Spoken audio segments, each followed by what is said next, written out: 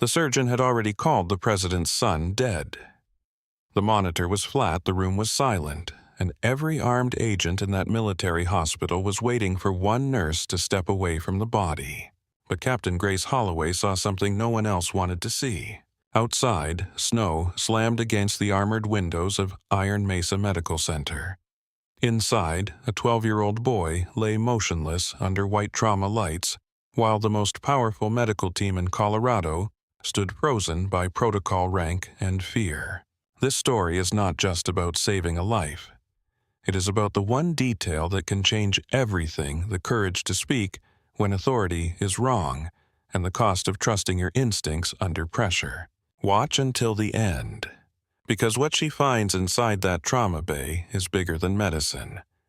Like this video and comment where you're watching from. Before Grace Holloway ever reached for that needle, before the monitor flattened into one endless scream, the night had begun with snow security glass and the quiet kind of tension that never showed up on public broadcasts. Iron Mesa Military Medical Center sat on the eastern edge of Colorado Springs, low and wide against the dark outline of the mountains. From the outside, it looked less like a hospital than a bunker built by people who had seen too much of the world to trust ordinary walls. Floodlights washed the ambulance bay in hard white beams. Military police stood at the main entrance with rifles across their chests. Black government vehicles moved through the storm without headlights until they reached the gate. Inside, the emergency department ran with the tired rhythm of a place that never truly slept. Captain Grace Holloway stood in Trauma Bay Zero restocking airway kits by hand. She did not rush. She did not waste motion. Every tube blade, syringe line, and dressing went exactly where her hand expected it to be. In the Army, she had learned that seconds were not small. Seconds were the difference between a man calling for his mother and a chaplain asking for a name. Seconds were blood on the floor, pressure in the chest, one missed sound under the roar of machines. A young resident Lieutenant Daniel Cross hovered near the crash cart with a clipboard in his hand and uncertainty written all over his face. Grace looked at him without turning her head. "You keep checking that cart like it's going to confess something." Cross straightened. "Just making sure everything is ready, Captain." "It was ready 10 minutes ago." "Yes, ma'am." Grace slid a laryngoscope blade into place and closed the drawer with 2 fingers. "Don't ma'am me when your hands are nervous. Breathe first, then move." Cross gave a short nod and pulled air into his lungs. He was fresh out of residency training, sharp enough to know the textbook and new enough to still believe the textbook would introduce itself politely during a crisis. Grace had watched young doctors arrive with clean collars and perfect answers. The good ones learned to listen before the patient stopped talking. The bad ones mistook silence for control. Across the department, a medic pushed an elderly veteran past the glass wall, his oxygen mask fogging with each breath. Somewhere behind the nurse station, a woman cried into a paper cup, while a social worker spoke softly beside her. A trauma tech laughed too loudly at something that was not funny, the way people did when they had already seen 3 terrible things before midnight. Grace checked the clock. 23:05 hours. The defense summit at Cheyenne Mountain had the whole region on alert. Everyone knew it, even if no one said it out loud. Airspace restrictions, road closures, federal convoys, military aircraft crossing the sky like dark thoughts. The president was in Colorado with half the national security apparatus sealed underground behind blast doors and armed checkpoints. Iron Mesa had been placed on standby 6 hours earlier. Grace had read the briefing twice. No names, only designations. Senior officials, allied delegates, family protectees, medical rapid response teams, pediatric contingency routes, chemical exposure protocols. She hated pediatric contingency routes. Adults came into trauma bays carrying the wreckage of choices: accidents, wars, jobs, pride, bad luck. Children came in carrying the failure of every adult around them to keep the world gentle. She opened a drawer and counted syringes again. Not because she needed to, because her mind had wandered toward a memory she did not allow herself to visit for long. A desert field hospital outside Kandahar. Heat trapped under canvas. Sand against her teeth. A young sergeant named Eli Warren blinking up at her with blood in his lashes, trying to joke even as his pressure fell. His neck veins had been full. His heart sounds had been muffled. Grace had said it twice. The surgeon that night had not looked up. He had seen shrapnel and low pressure and decided the story before the body finished telling it. He ordered blood, more pressure, faster compressions, more hands, more noise. Eli died with Grace's palm against his sternum and her voice counting numbers that no longer mattered. The next morning, when they opened him, they found the fluid around his heart, a small pocket of blood in the wrong place, enough to squeeze the life out of him while everyone stared at the obvious wound. Grace had learned something that day, but not the way people talked about lessons in speeches. It did not make her wiser in any clean or noble way. It made her restless. It made her suspicious of certainty. It made her look at the body when the room looked at rank. She shut the drawer a little harder than necessary. "You all right?" Cross asked. Grace looked at him. He immediately regretted asking. "I'm fine," she said. He nodded again and found something else to inspect. The automatic doors at the far end opened, and the air in the emergency department changed before anyone spoke. Dr. Malcolm Strickland entered with two fellows behind him, his surgical cap tucked into the pocket of his white coat. He was tall, silver-haired, and carried himself like a man whose reputation arrived half a step before his body. In military medicine, Strickland was more than a surgeon. He was a brand. He had rebuilt the torn aorta of a senator after a helicopter crash. He had kept a 4-star general alive on a battlefield transfer that should have been a body recovery. His lectures filled auditoriums. His published cases were studied by people who whispered his name with resentment and admiration in equal measure. He walked through Iron Mesa like the building had been designed around his stride. The fellows stayed close, but not too close. Grace watched him pause near a monitor station where a junior doctor was reviewing labs on a patient with chest pain. Strickland looked once at the screen. Why is this man still waiting for imaging? The junior doctor stiffened. "Sir, his pain improved and the first troponin was negative. I was going to repeat labs in 2 hours. You were going to wait for the heart to become more obvious." "No, sir. I just thought—" "That is usually where the damage starts." The doctor went quiet. Strickland tapped the screen. "Order the scan, now." The junior doctor moved. Strickland turned and saw Grace watching him. "Captain Holloway, doctor." His eyes moved over her trauma bay, the cart, the prepared airway table, the ultrasound covered and ready near the wall. Still arranging the world one drawer at a time. Somebody has to. A corner of his mouth lifted, not quite a smile. "You were in Kandahar, weren't you?" Grace's hands paused for less than a second. "Yes, I read your file. Efficient under pressure. Difficult under authority." Cross suddenly found the floor interesting. Grace closed the cabinet. "Depends on the authority."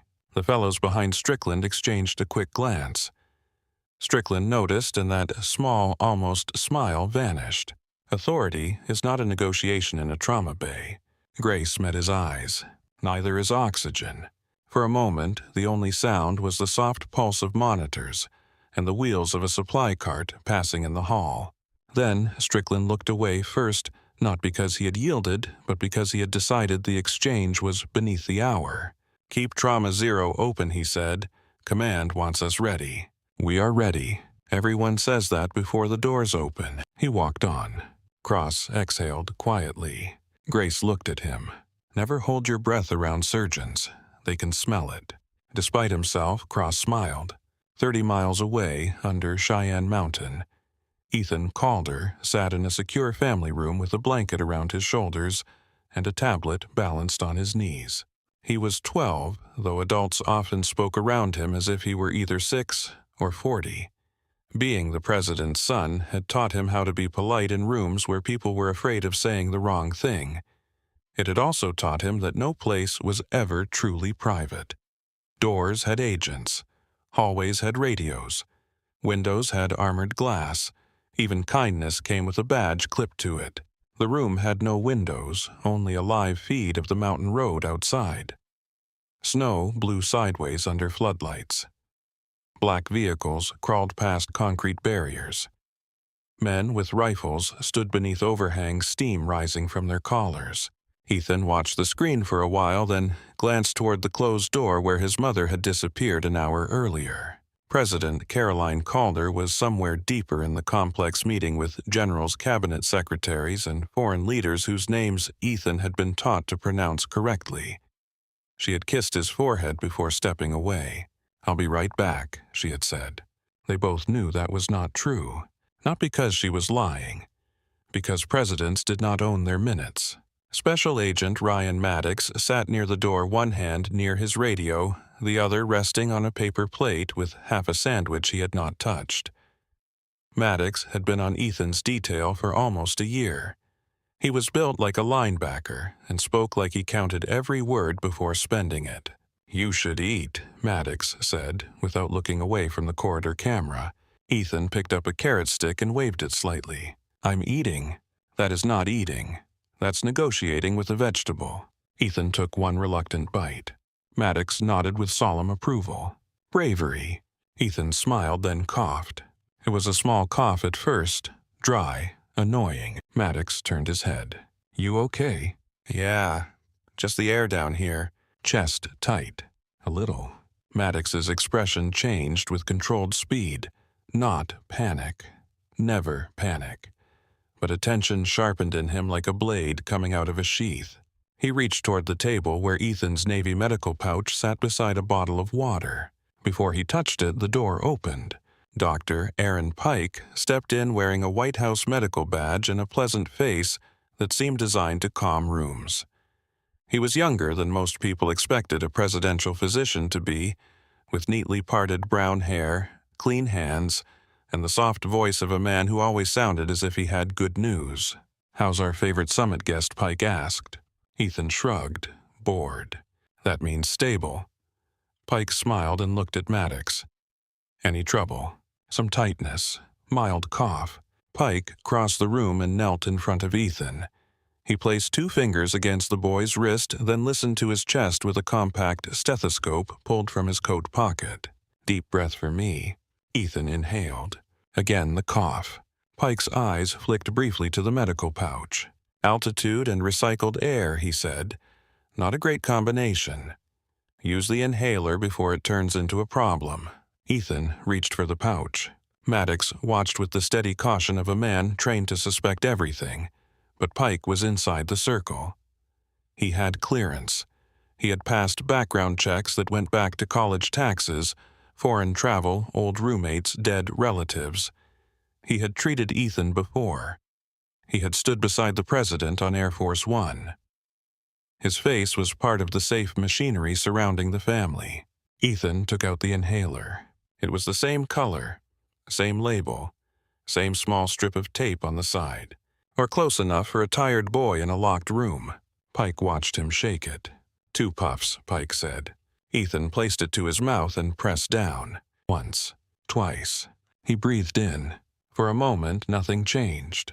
Then Ethan frowned. "That tastes weird." Pike's smile did not move. Medication can taste bitter if the canister is cold.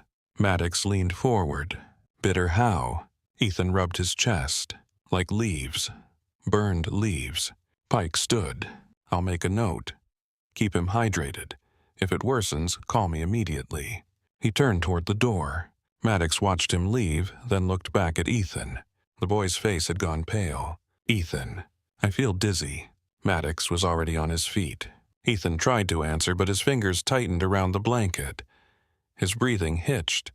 His eyes widened, confused and frightened, as if his own body had become a room where the lights were going out one by one. "Maddox," he whispered. Then his body convulsed. The tablet crashed to the floor. Maddox caught him before his head struck the table. "Medical," he shouted into his radio. "Medical to family, hold now." The room exploded into movement. 2 agents entered with weapons drawn. A medic rushed in with a bag. Pike returned at a run, his face now carrying concern so convincing no one had time to question it. Ethan was on the floor, seizing his lips turning blue. Pike opened a kit. Possible asthma collapse. Possible anaphylaxis. Epinephrine now. Maddox held Ethan's shoulders as the medic injected the dose. Ethan's body jerked. The seizure slowed, then stopped. For one fragile second, everyone hoped.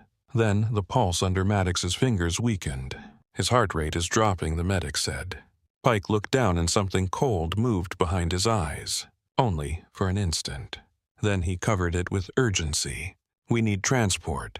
Now. Iron Mesa is closest with pediatric trauma and cardiac support. Maddox scooped Ethan up as if the boy weighed nothing. Falcon detailed to convoy. We are moving. Priority black. Child protectee in cardiac collapse. The secure room emptied into a corridor of alarms boots and shouted codes. Back at Iron Mesa, Grace was checking the ultrasound battery when the trauma radio cracked alive. Not the civilian channel. The military command frequency. Static tore through the room, followed by a voice fighting to remain controlled. Iron Mesa. This is Falcon Detail. Priority black. Pediatric cardiac collapse. Federal protectee inbound. ETA 3 minutes. The entire department stilled. Even Strickland, halfway through criticizing a scan order, stopped speaking. Grace reached for gloves. Cross looked at her. Federal protectee. The radio answered before she did. Falcon Child. Repeat Falcon Child. No one needed the name. Falcon was the president's traveling designation. Falcon Child was her son. The hospital changed shape in seconds. Military police sealed the ambulance entrance. Nurses cleared the trauma corridor. A respiratory therapist ran toward Trauma Zero with a ventilator. Blood bank confirmed pediatric emergency release. Security officers moved patients away from the main hall. Every ordinary sound became sharper, faster, more dangerous.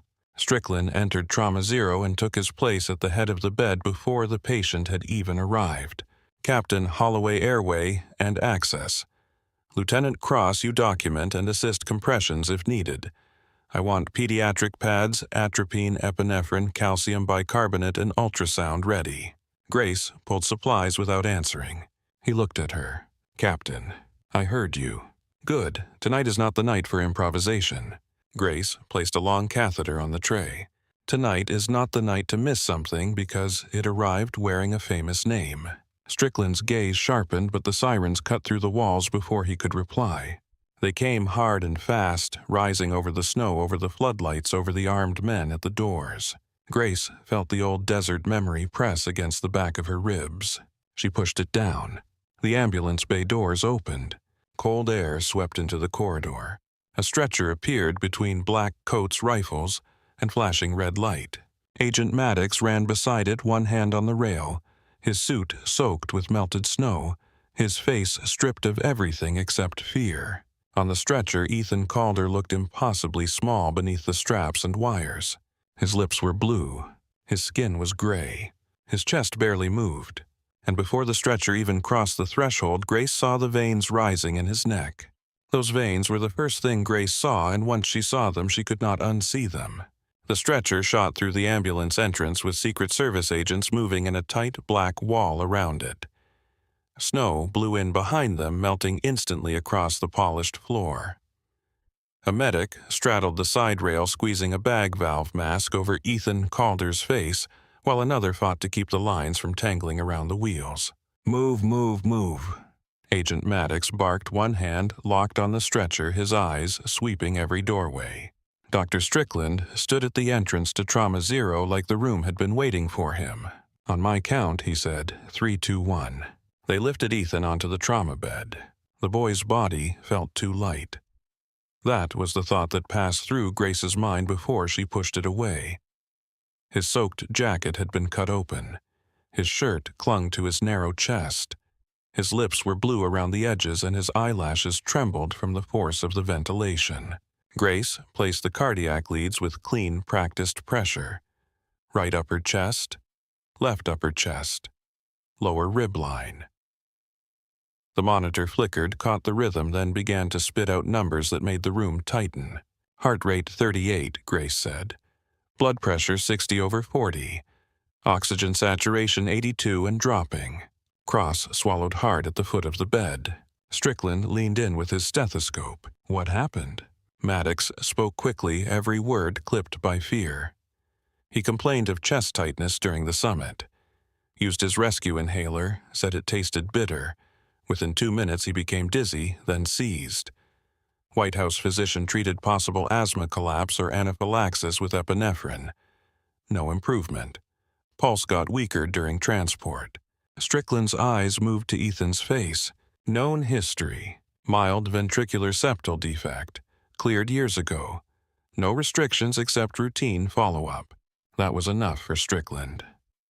Grace saw the diagnosis form behind his eyes before he said it. Respiratory stress pushed a vulnerable heart into failure, Strickland said. The epinephrine should have increased rate.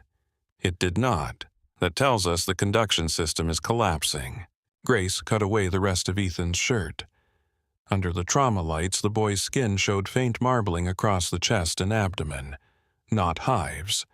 Not the bright flush of a typical allergic reaction. Something colder, something deeper. She touched 2 fingers to his neck. The jugular veins were swollen and tense. Doctor, she said his neck veins are severely distended. Strickland did not look away from the airway. I see them. With that pressure, they should not be this full unless blood is obstructed somewhere.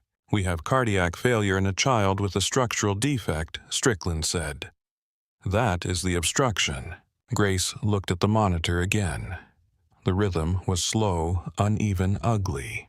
Cardiac failure explained some of it, not all of it. Strickland finally lifted his head. His gaze was sharp enough to cut through the noise. Captain Holloway, I need medication and access, not philosophy. Grace held his stare for half a breath. Yes, doctor. She pushed atropine through the line while Cross prepared another IV. Ethan's chest rose under the mask, then fell. Rose, then fell. The motion looked forced, mechanical, borrowed from the hands of strangers.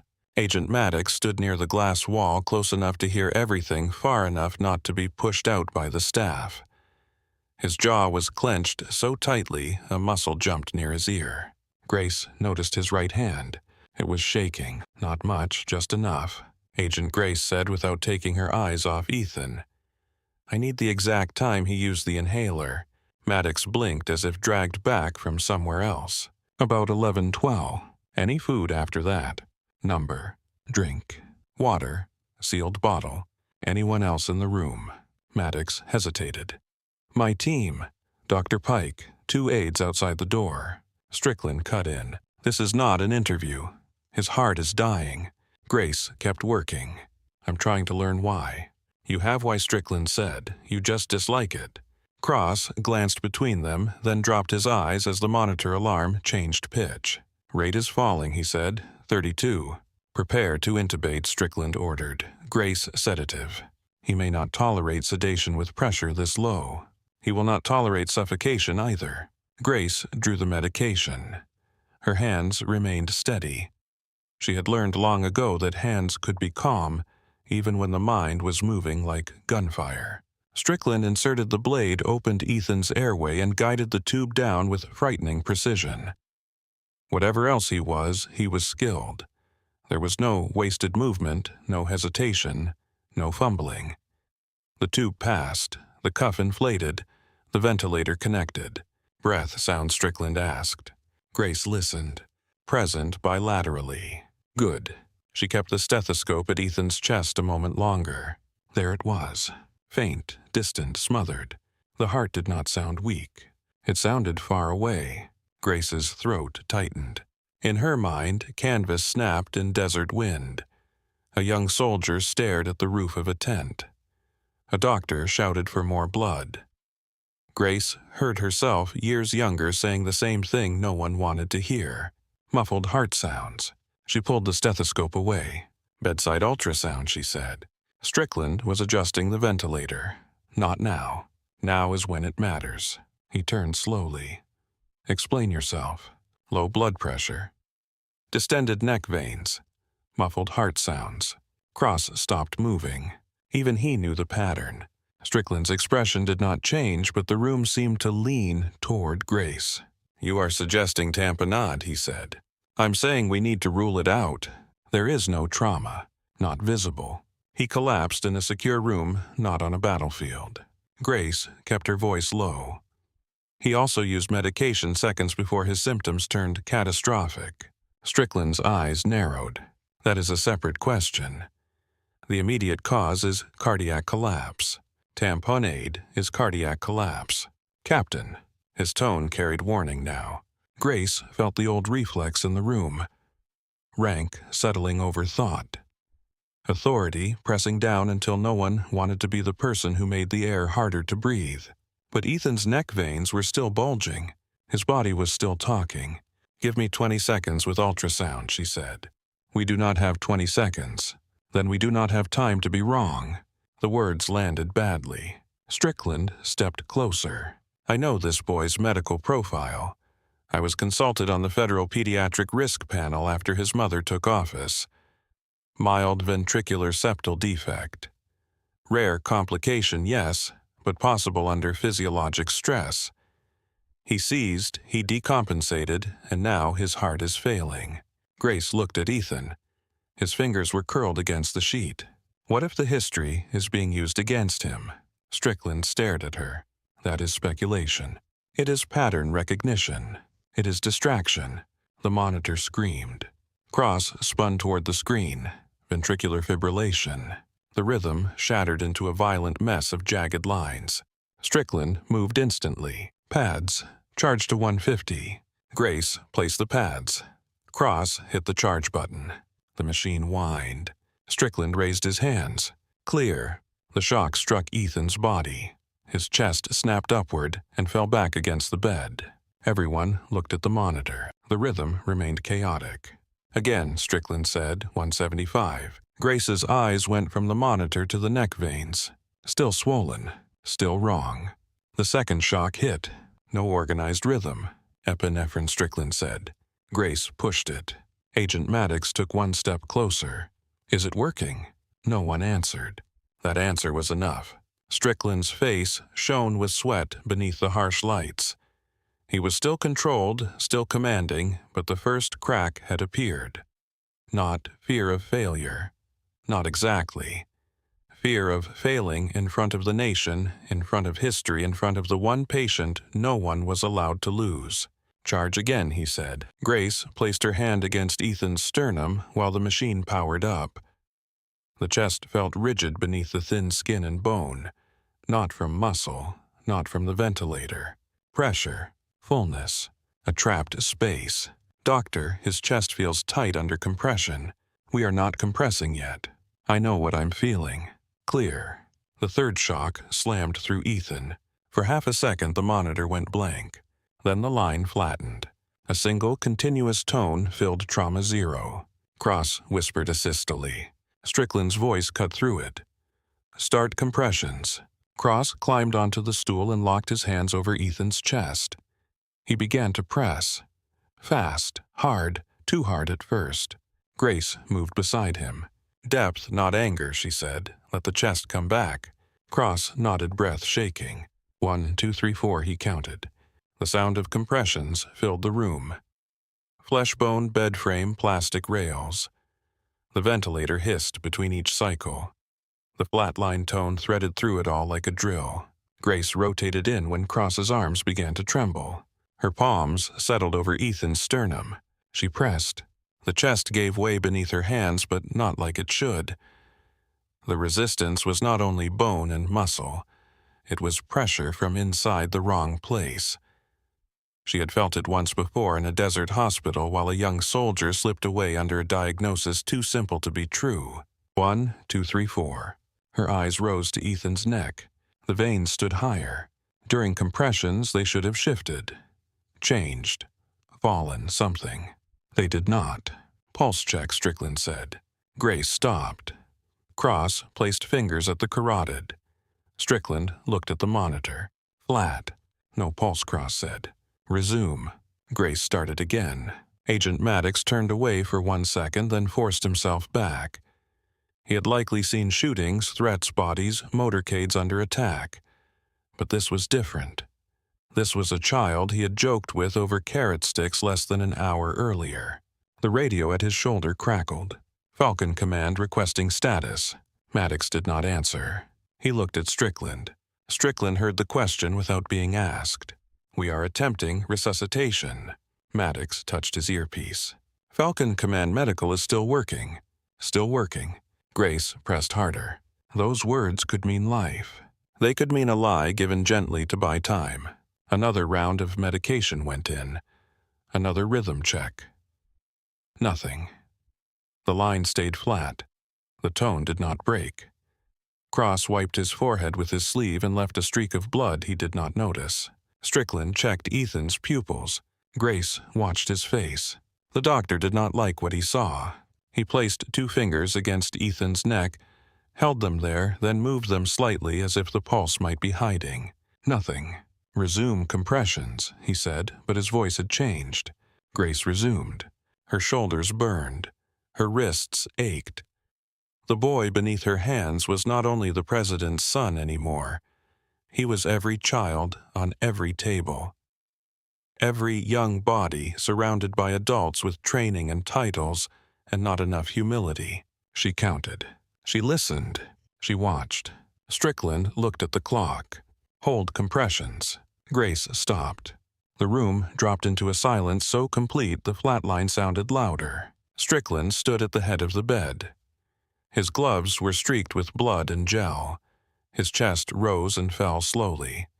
For the first time since he entered the room, he looked less like a legend and more like a man trapped inside one final decision. He checked the pupils again, then the carotid, then the monitor. Agent Maddox's hand hovered near his earpiece. Cross stared at the floor. Grace stared at the neck. No one moved. Strickland closed his eyes for one brief second. When he opened them, he was the surgeon again. The authority. The voice the room had been trained to obey. "Time of death," he said, 2346. The words left him flat and heavy. Cross stepped back from the stool as if the floor had shifted beneath him. Agent Maddox's face emptied. He pressed his fingers to the radio at his ear. "Command," he said, and his voice broke on the first syllable. He swallowed hard. "Falcon Child is down. Repeat, Falcon Child is." He stopped. The sentence died there. Grace did not hear the rest of the room.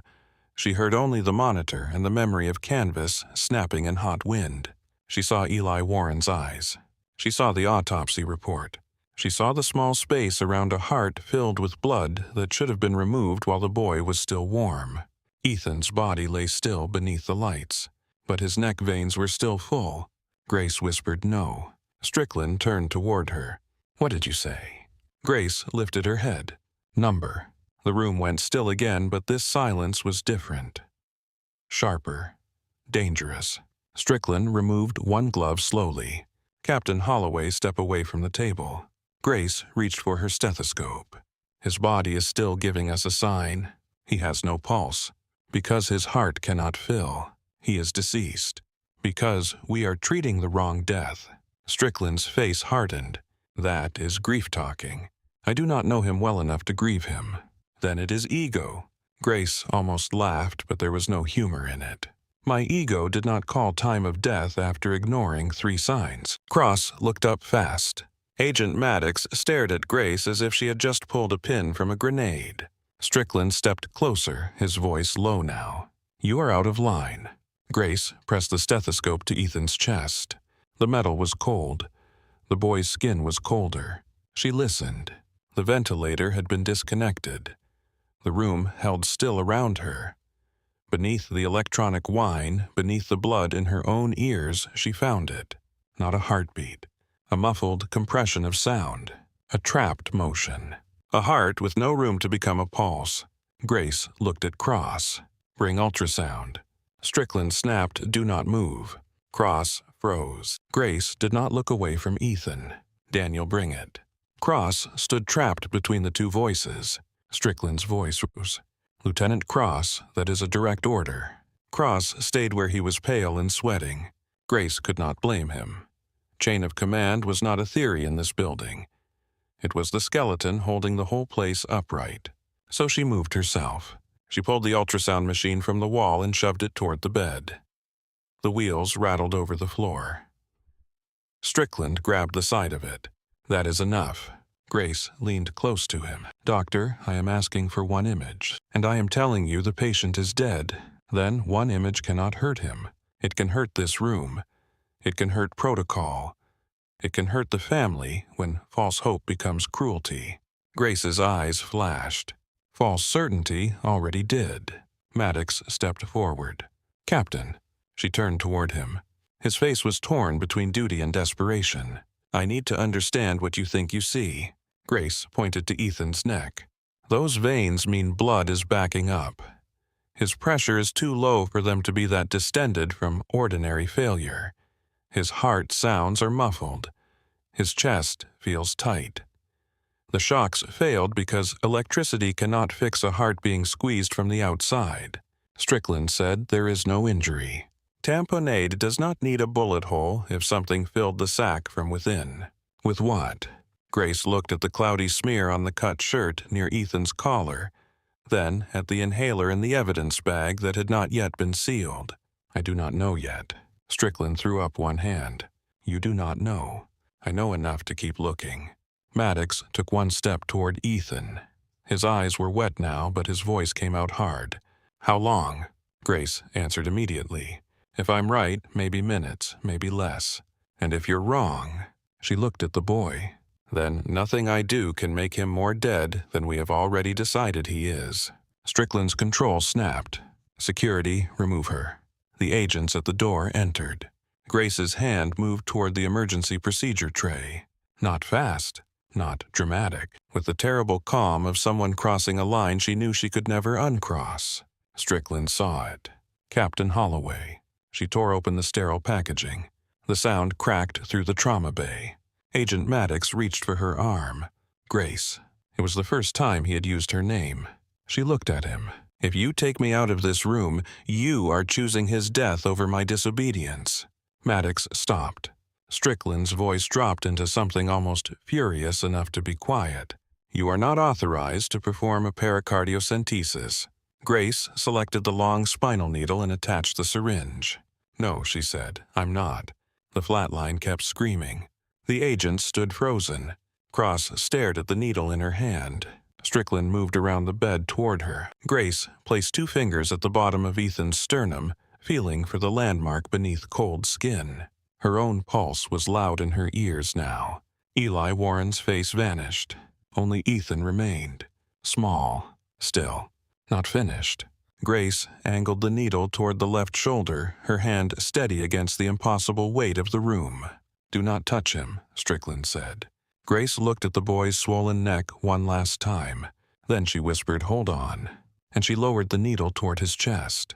Grace lowered the needle toward Ethan Calder's chest, and the whole room seemed to shrink around that single point of steel. The monitor kept screaming. No pulse, no rhythm, no permission. Dr. Strickland came around the bed with his hand raised, not like a man reaching for a colleague, but like a commander stopping a soldier from firing on friendly ground. "Captain, if you do this, there is no coming back." Grace did not look at him. "There is no coming back for him if I do nothing." Agent Maddox stood near the foot of the bed, his pistol still angled toward the floor.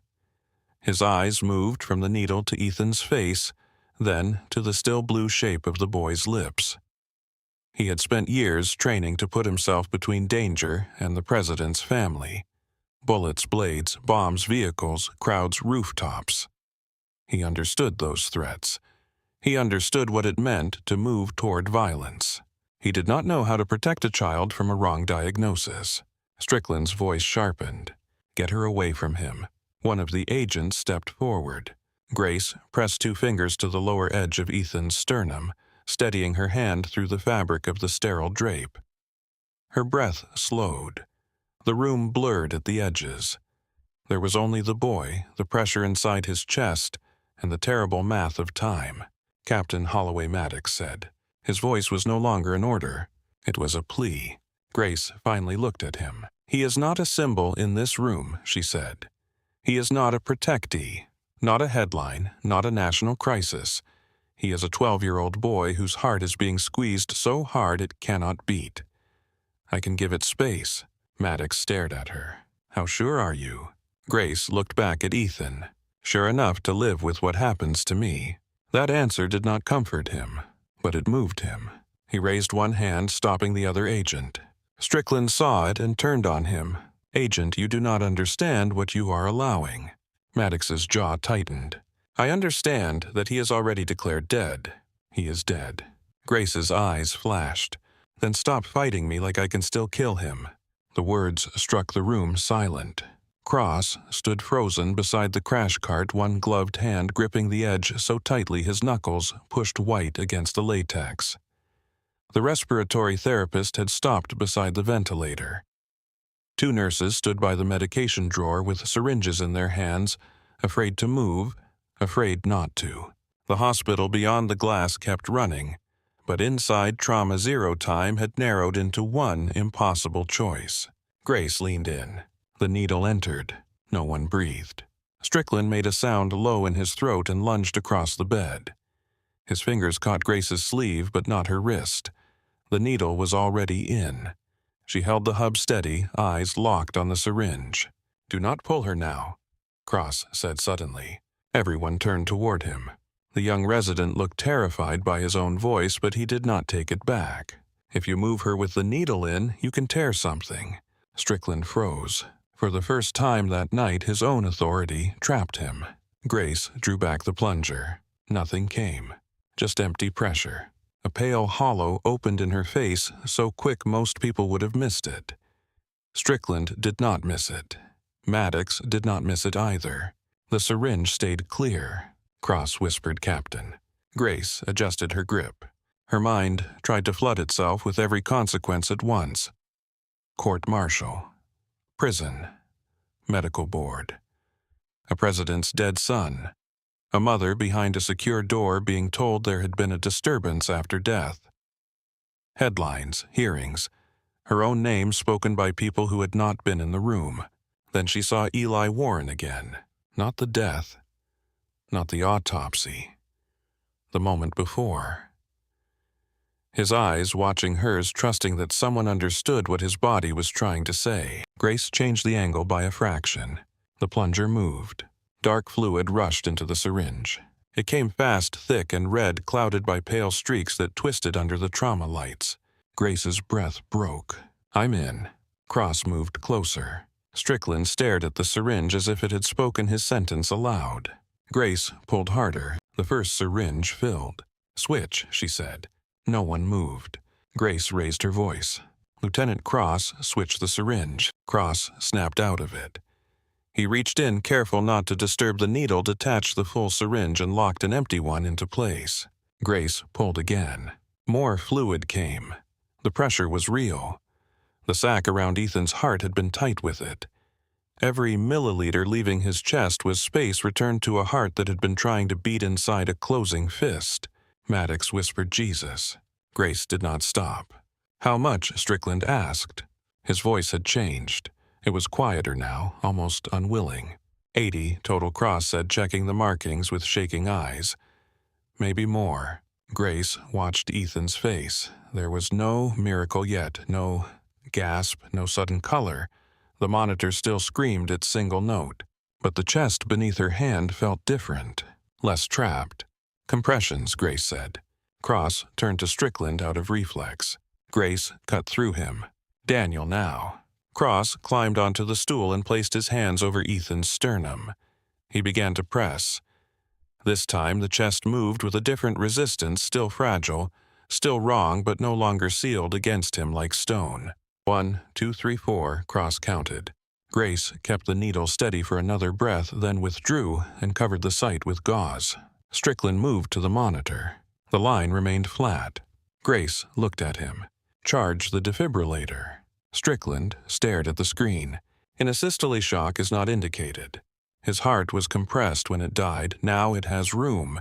If there is electrical chaos under that line, we give it a chance. That is not how this works. Grace stepped toward him, the full syringe still in her bloody glove. Nothing about this has worked because we were treating a heart that could not move. Cross kept compressing. Doctor, he said, breathless, I can feel something changing. Strickland looked at the young resident, then at Ethan, then at Grace. The old Strickland, the man who wore certainty like armor, fought to remain in his face. But the evidence sat in Grace's hand, dark and undeniable. He turned to the defibrillator. Charged to 150. The nurse at the machine hesitated only a second before pressing the button. The rising whine filled the room. Maddox stepped back from the bed. Grace took the paddles. Strickland extended a hand. I will do it. Grace looked at him, and for a moment neither moved. Then she handed them over. Not because she trusted his ego, because Ethan needed a team again. Strickland placed the paddles against Ethan's chest. His voice came out rough, clear. Everyone lifted away. The shock hit. Ethan's body arched small and violent against the bed. The monitor stayed flat. 1 second. 2. 3. The sound continued. Cross's eyes filled with panic. No, Grace said under her breath. Strickland lowered the paddles. The room seemed to begin collapsing inward again. Grace looked at the monitor, then at Ethan's hand. His fingers had twitched. Tiny. Almost nothing. Again, she said. Strickland did not argue. Charge to 175. The machine whined. Grace moved to Ethan's side and gripped the rail. Come on, kid, she whispered. You have room now. Use it. Clear, Strickland said. The second shock struck. Ethan's chest lifted and fell. The line held flat. Then a spike appeared. Small, sharp, alone in the black field. Cross stopped breathing. Another spike followed. Then another. The monitor chirped. Beep. A pause. Beep. Another. Then the rhythm gathered itself slow and uneven, like footsteps returning down a long hallway. Cross reached for Ethan's neck. His fingers pressed gently, searching. His face changed before he spoke. I have a pulse. Maddox closed his eyes and bent forward, one hand gripping the footrail as if the floor had dropped beneath him. Grace did not move. She watched the monitor as the rhythm strengthened. Beep, beep, beep. Cross laughed once, a broken sound. Pulses weak but present. Pressure 70/40. Rising 78/46. The respiratory therapist reconnected the ventilator with new urgency. Strickland stood at the head of the bed, one hand still on the defibrillator paddle, his mouth slightly open. He looked not relieved, not yet. He looked wounded by reality. Grace moved back into motion. Secure the airway. Recheck pupils. Get blood gas, complete metabolic panel coagulation tox screen. I want that fluid labeled and sent under federal chain of custody. Strickland looked at her. For a second the room waited to see if he would reclaim command by force. Instead he set the paddles down. You heard her, he said. The staff erupted into controlled movement. Cross called numbers. Heart rate 46, now 52. Pressure 86/50. Grace checked Ethan's pupils, sluggish but reactive. Pupils responding. Maddox touched his earpiece, but his voice failed the first time. He swallowed, then tried again. Falcon Command, this is Maddox. We have return of pulse. Repeat, we have return of pulse. The answer in his earpiece was inaudible to the room, but the effect of it passed over his face. Relief, disbelief, and then the weight of having nearly delivered the worst message of his career. He looked at Grace. She did not see him. Her focus stayed on Ethan. Skin color improving, Cross said. Do not celebrate yet, Grace said. The words were firm, not cold. She had watched too many patients come back just long enough to be lost again. Strickland moved beside her. Repeat pressure. 90/58, Cross said. Strickland listened to Ethan's chest. This time the heart sounds were clearer. Not strong, but present. He pulled the stethoscope away slowly. Grace watched his face. He did not apologize. Not there. Not with blood still wet and the boy still balanced between worlds. But something in him stepped back from the throne he had built inside the room. What caused the effusion, he asked. Grace lifted the first syringe toward the light. The question had been waiting in the fluid all along. The red was not clean. It was streaked with a cloudy pale substance swirling in threads as if something oily had been forced to mix with blood and failed. "That is not simple hemorrhage," she said. Major Ruiz from pharmacy arrived at the door with a crash medication box drawn by the federal alarm and the sudden request for expanded emergency support. She stopped when she saw the guns, the blood, the child on the bed, and Grace holding the syringe like evidence from a battlefield. "What do you need?" Ruiz asked. Grace did not answer at once. She leaned closer to the syringe. Under the fluorescent lights, the fluid separated in slow, unnatural ribbons. A faint odor rose from it. Bitter, green, chemical. The same smell she had caught on Ethan's hand when he arrived. The same smell Maddox had described without knowing what it meant. Burned leaves. Grace turned toward the sealed evidence bag on the counter where Ethan's inhaler sat inside clear plastic. The room was no longer only a trauma bay. It was a crime scene. Strickland followed her gaze. "You think something did this?" Grace looked at Ethan, whose heart still struggled on the screen, then back at the syringe. "I think someone wanted us to call it heart failure." Maddox straightened. Every agent in the room changed with him. Their shoulders hardened. Their eyes moved to doors, vents, hands, bags, faces. The air shifted from medical panic to hostile contact. "Say that again," Maddox said. Grace held up the syringe. "This fluid does not belong here. Not like this. Not this fast." He did not just collapse, he was acted on. Strickland's face tightened. "You cannot make that claim from appearance alone." Grace turned to him. "You declared him dead from a story that matched his chart. I am telling you his body is telling a different story again." Cross called from the monitor. Heart rate climbing, 120, 130. The rhythm sharpened into jagged peaks. The room's brief relief vanished. Ethan's fingers curled. His blood pressure dipped. 80/48, Cross said. Now 76. Strickland moved instantly to the head of the bed. "He is deteriorating." Grace's eyes stayed on the syringe. The drainage had freed the heart from pressure, but something was still inside the boy, still moving through blood, still striking the muscle with invisible force. Maddox stepped closer. "What is happening to him?" Grace set the syringe into a sterile container and sealed it with trembling hands. "We bought him time," she said. "We did not stop what is killing him." Strickland looked toward the medication drawer. "Calcium, magnesium. Prepare amiodarone." Grace shook her head. "If this is a toxin, rhythm control will not be enough." "Then identify it." For once, it was not a command meant to silence her. It was a command born from need. Grace looked at Ethan's nails. The blue at the beds was fading, but beneath it was a strange yellow tint. She leaned near his mouth. The bitter scent was stronger now, carried by the ventilated breath and the residue on his lips. She turned to Maddox. "You said he used the inhaler minutes before collapse." "Yes." "Who touched it?" Maddox's eyes hardened. "His medical pouch was secure." "That is not what I asked." His jaw worked. "My team had access. The White House physician had access. Dr. Pike." Maddox went still. Grace saw the name land.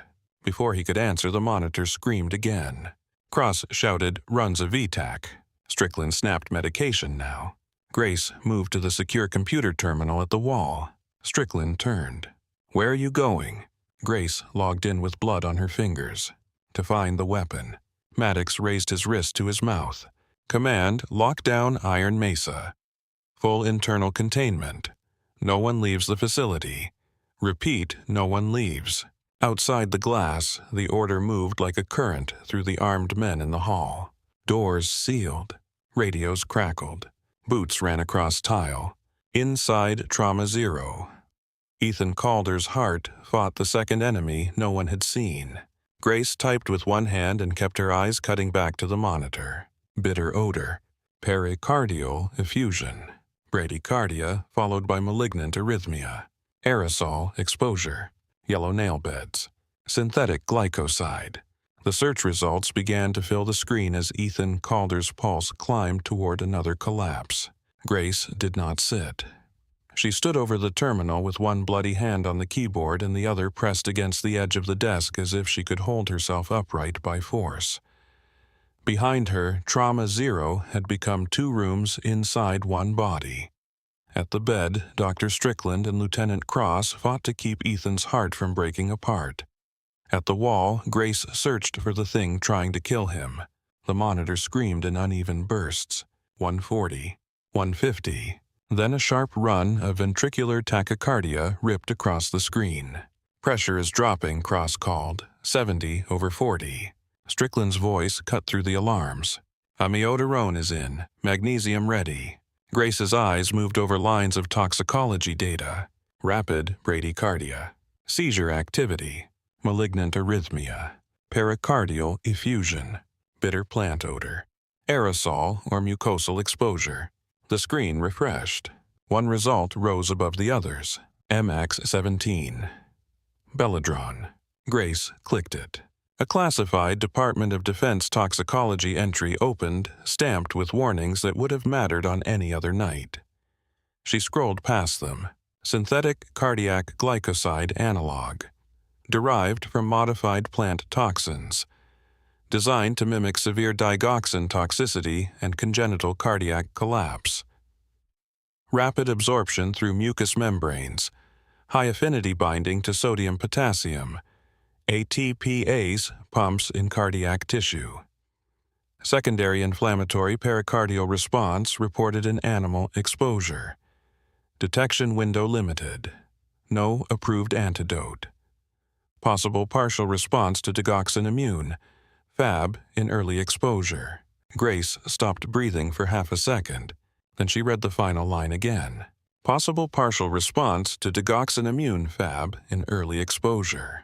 Behind her, Ethan's monitor erupted. "VTAC sustained," Cross shouted. Strickland looked over his shoulder. "Grace." She turned from the terminal. "It binds like digoxin." Strickland understood at once. His face tightened not with doubt but with calculation. Digoxin immune FAB. Every vial in the building. Major Elena Ruiz was already moving toward the medication refrigerator outside the trauma bay. Grace caught her arm before she passed. "Not just the standard crash stock.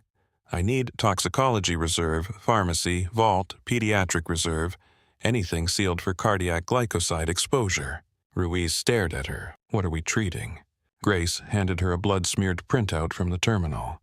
MX-17. Belladron.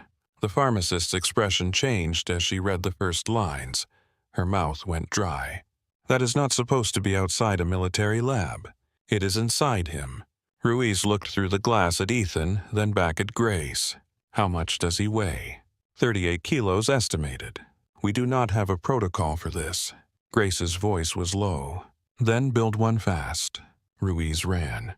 Agent Maddox stood near the sealed door, one hand pressed to his earpiece while armed military police moved through the corridor beyond him.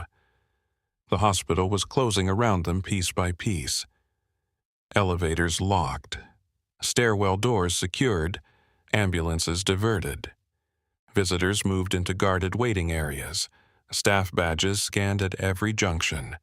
Nobody left. Nobody entered. The whole building had become a living evidence container. Maddox turned toward Grace. "Say the name again." MX-17. Belladron. "What is it?" "A synthetic cardiac poison. It attacks the electrical system and muscle cells of the heart. It can mimic a natural cardiac event, especially in someone with a known defect." Maddox's eyes darkened. "So they picked him because of his history." Grace looked at Ethan. "Yes." The word was small and it made the room feel colder. At the bed, Strickland raised his voice. "He is losing pressure. We either cardiovert or we watch him arrest again." Grace stepped beside him. "Cardioversion may buy seconds, but the toxin will keep binding. Then we buy seconds until the fab arrives." Strickland placed the pads again. This time, he did not push Grace aside. He did not command the room like a throne. He worked inside it, eyes flicking from Cross to Grace to the monitor, taking information wherever it came from. "Sedation?" Cross asked. "None," Strickland said. "He is unstable." Grace leaned near Ethan's ear. Ethan, if any part of you is hearing me, we are still here. The machine charged. Strickland lifted his hands. Clear. The shock slammed through the boy. His body jerked. The rhythm broke, scattered, then staggered into a fast, narrow rhythm. Cross pressed fingers to Ethan's neck. Pulse still present. Weak. Pressure. 68/38. Grace looked toward the hallway. Ruiz. No answer. She turned to Maddox. I need the inhaler. It is evidence. It is also the delivery system. Maddox hesitated for less than a second before signaling to an evidence technician outside the glass. The man entered carrying a sealed clear bag with Ethan's navy blue inhaler inside. He placed it on a metal tray, then stepped back as if the object might explode. Grace pulled on a fresh pair of gloves over the bloody ones. Maddox noticed. Do you need a mask? Yes. Everyone near this table does. The room changed again. N95 masks came out. Face shields lowered. Ruiz returned at a run with a black pharmacy case under one arm and a toxicology kit under the other. A military police officer followed with a second locked box. Ruiz set the cases down and snapped them open. I have 16 vials of digoxin immune fab in-house.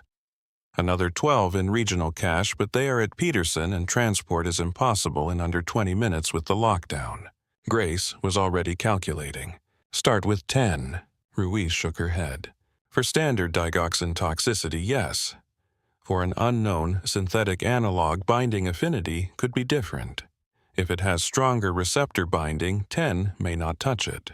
If we give too much, fluid load, allergic reaction potassium shifts rebound toxicity.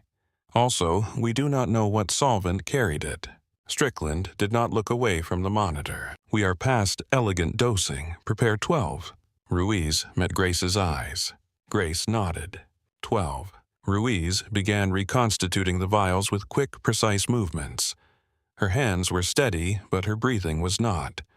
The glass vials clicked against the tray like tiny bells. Grace opened the toxicology kit and inspected the inhaler through the plastic bag.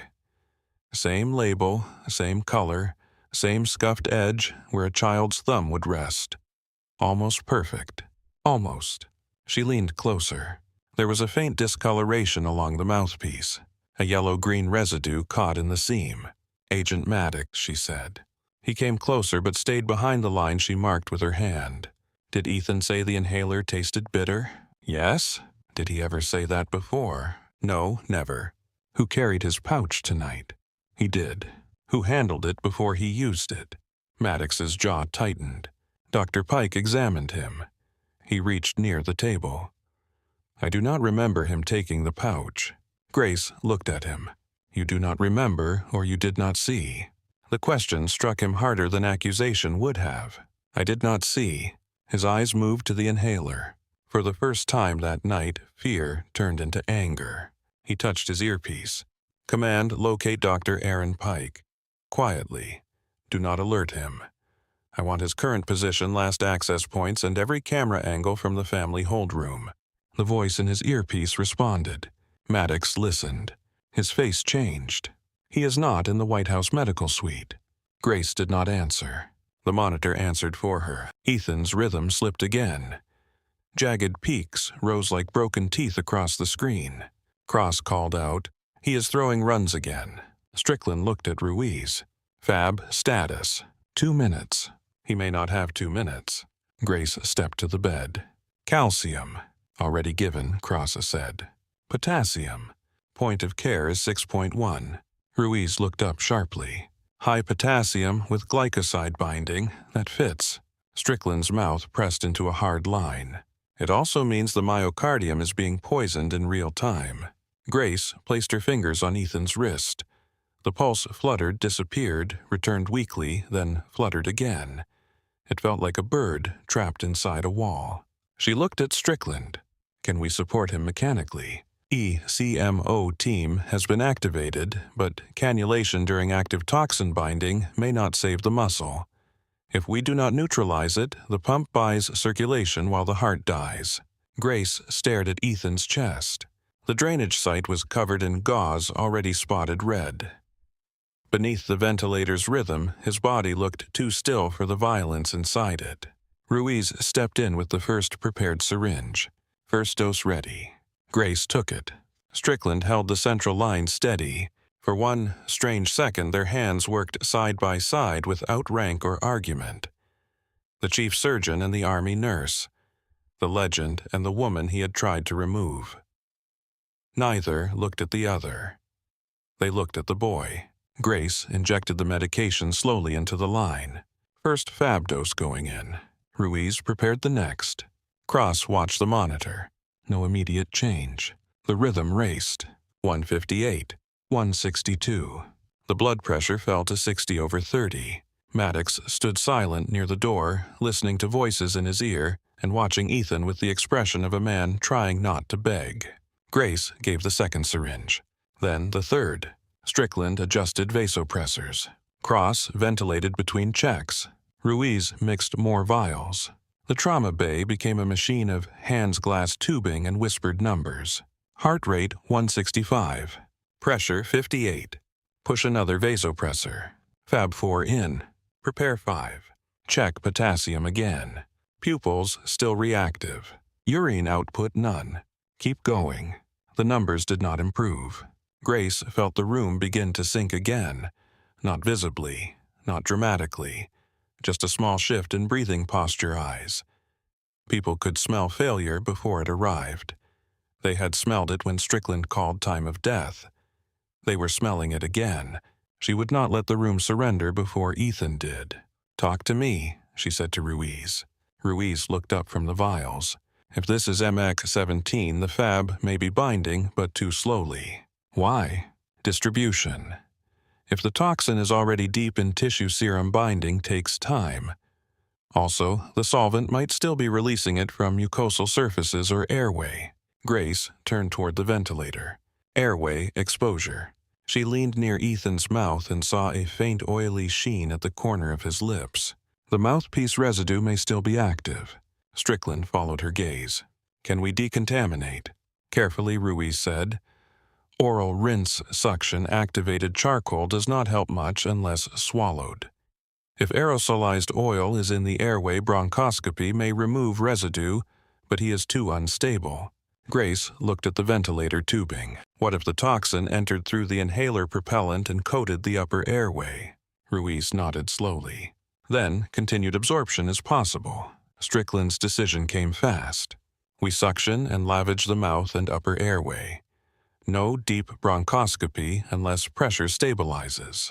Grace moved immediately. She and Cross worked together, turning Ethan's head slightly, suctioning the mouth, clearing the back of the throat, wiping the lips and inner cheeks with sterile gauze. The first gauze came away with a faint yellow stain. Maddox saw it. His face hardened another degree. Grace sealed the gauze and evidence bags one by one. "Label everything," she said. The next fab dose went in. Then the next. At vial 8, Ethan's heart rate held at 158 instead of climbing.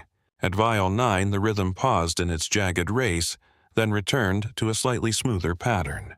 Cross saw it first. Wait. No one spoke. The monitor beeped fast, but less erratically. 150. 146. Strickland leaned closer. Pressure. Cross watched the cuff cycle. 64/36. Not enough. But not worse. Grace gave the 10th dose. Ruiz prepared 11 and 12. Maddox touched his earpiece again. "This is Maddox." He listened, eyes locked on the floor. Then he looked up. Pike entered the family hold room at 23:10. Camera angle blocked by his body for 7 seconds. He left at 23:12. Ethan used the inhaler at 23:13. Grace kept her hand on the line. Where is he now? Maddox's mouth became a hard line. Unaccounted for. Strickland looked over. In a locked hospital. He arrived with the federal medical convoy, Maddox said. He signed in during transfer. Last badge scan was East Service Corridor 8 minutes ago. Grace pictured the hospital map. East Service connects to the oxygen storage bay and loading dock. Maddox was already moving. He pointed to 2 agents. With me. Grace said agent. He stopped.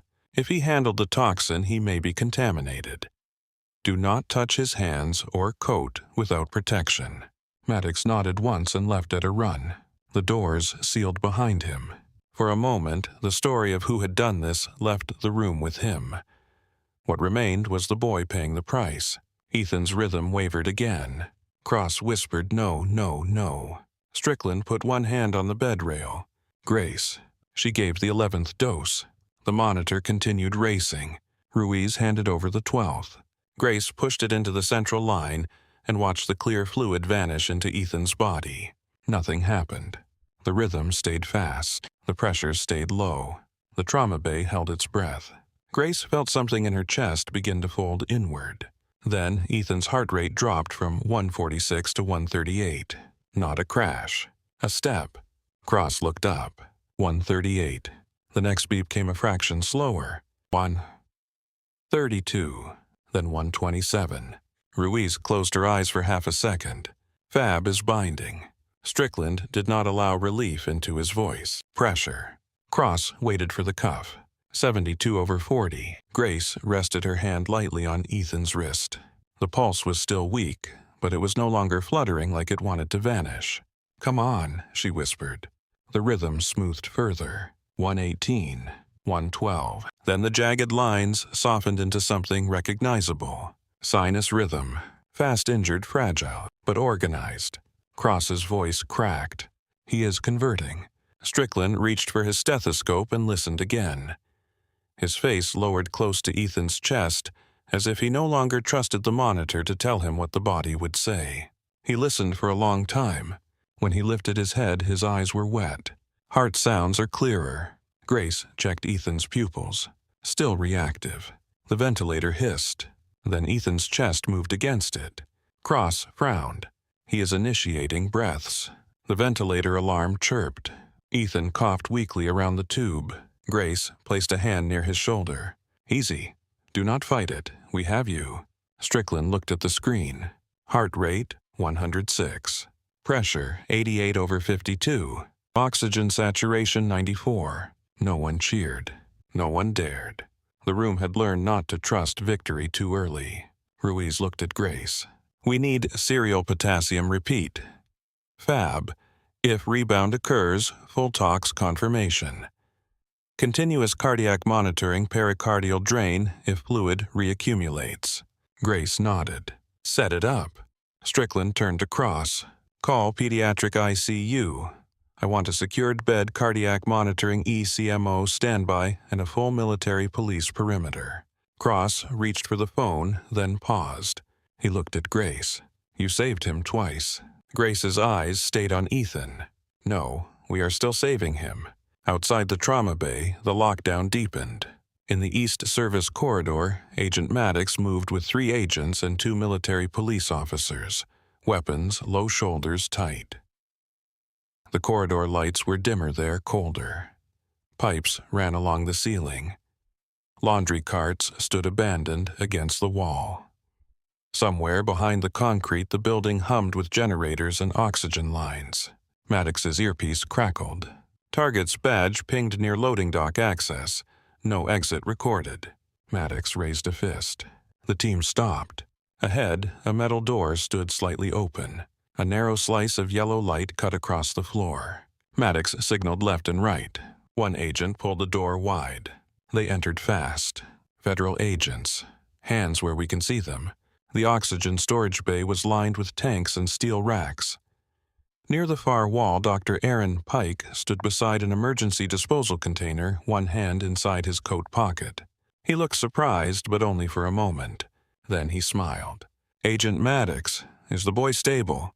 Maddox aimed center mass. Hands out. Slowly, Pike lifted one hand. The other stayed in his coat. "Ryan, you are making a mistake." Both hands. Pike sighed almost sadly. "You were always good at standing close to power. Less good at understanding it." Maddox stepped closer. "Take your hand out of the coat." Pike's eyes moved to the armed men around him. There was no exit, no negotiation. Slowly, he withdrew his hand. Between his fingers was a small glass ampule. One of the military police officers shouted, "Drop it!" Pike smiled again. Then he crushed it in his palm.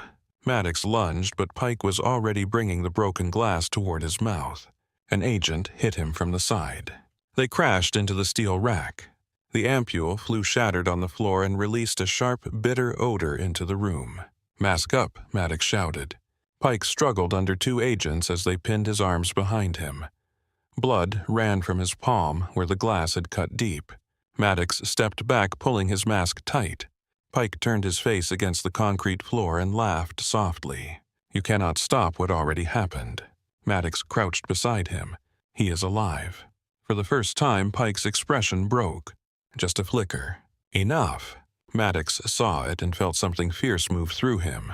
"He is alive," he said again. Pike stared at him, breathing hard.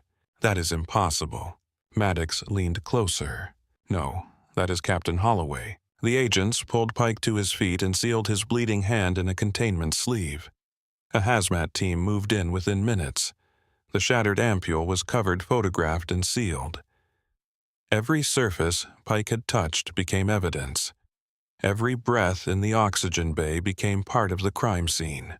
Back in Trauma Zero, Grace watched Ethan's numbers stabilize one slow beat at a time. Heart rate 98. Pressure 96/58. Oxygen saturation 96. His color was returning not all at once, but in small signs. The gray leaving his cheeks. The blue fading from his lips. The skin at his hands warming beneath the blanket. Life did not rush back into him like a movie miracle. It returned carefully, as if unsure the room could be trusted. Strickland stood beside the bed, quieter than he had been all night. Grace noticed his hands. They were steady now, but stained with the same blood as hers. He looked at the covered syringe containing the pericardial fluid, then at the sealed inhaler, then at Ethan. "I should have ordered the ultrasound," he said. Grace adjusted the line. "Yes, there was no cruelty in it." That made it worse. Strickland absorbed the word. "I saw the defect." Grace looked at him. "You saw the answer before the question finished." He nodded once, barely. Cross entered new vitals into the chart with hands that still trembled. Ruiz stood near the medication table watching the monitor as if it might betray them. The door opened. Maddox returned, mask still hanging at his neck, snowmelt and sweat darkening his collar. Grace turned. He did not need to speak for her to know, but he did. "Pike is in custody." The room seemed to grow still around the name. Strickland's head lifted. "The White House physician." Maddox nodded. "Caught near the loading dock with the concealed ampule. Hazmat has it. He tried to destroy it." Grace looked toward Ethan. "He had access to the pouch." "Yes." Maddox stepped closer to the bed. His face changed when he saw the monitor. The rhythm was steady. Not perfect, but steady. For the first time that night, his eyes filled fully. He turned away before the room could see too much. Grace let him have that dignity. Strickland cleared his throat. "The president." Maddox looked back. "She has been told he has a pulse and is responding to treatment. She has not been told the rest yet." Grace watched Ethan's chest rise and fall. "She needs to know it was not natural." "She will."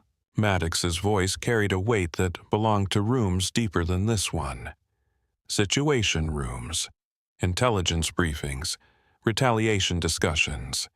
The machinery of a nation waking to the knowledge that someone had reached for its leader through her child. But here, beneath the trauma lights, the matter was smaller and larger at the same time. A boy was alive. A mother was waiting. A nurse had blood on her hands, and no idea whether she would be thanked, disciplined, interrogated, or all three. Ethan coughed against the tube again. Grace moved to him. "Easy, Ethan. You are at Iron Mesa. You are safe." His eyelids fluttered. Not fully open. Not yet. But enough that Cross whispered neuroresponse. Strickland checked the pupils again. Reactive, stronger. Grace exhaled slowly. The sound almost broke her. She turned away before anyone could see. On the counter beside her, the sealed inhaler lay under a bright evidence tag. It looked harmless. Small enough for a child's pocket. Small enough to pass through security. Small enough to nearly stop a nation. The trauma bay doors opened to the corridor where armed men waited and radios murmured. Beyond them, the first pale hint of morning pressed against the hospital windows. Grace looked back at Ethan's monitor. Beep, beep, beep. The sound was fragile, stubborn, and real. It followed Grace Holloway out of Trauma Zero and into the corridor, even after the glass doors sealed behind her. Beep, beep, beep.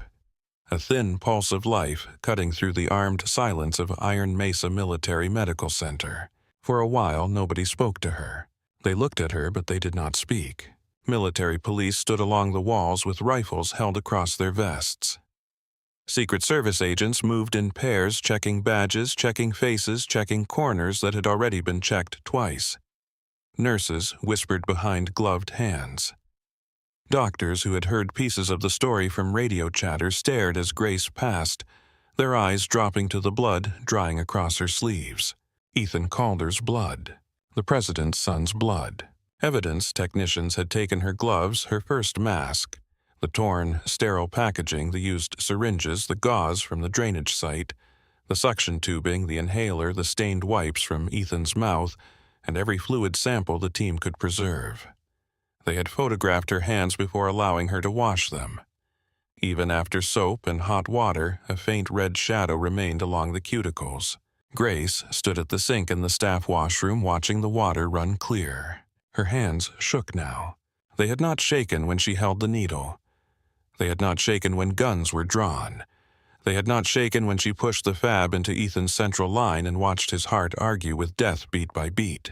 Now, with nothing in her hands, they shook. She shut off the water and gripped the edge of the sink. In the mirror, she looked like someone dragged out of a battlefield that had somehow been built under fluorescent lights. Dark hair pulled back too tightly. Face pale. Eyes red at the edges. Scrubs streaked with blood and iodine. A line of dried sweat along her temple. For a second, she saw Eli Warren behind her.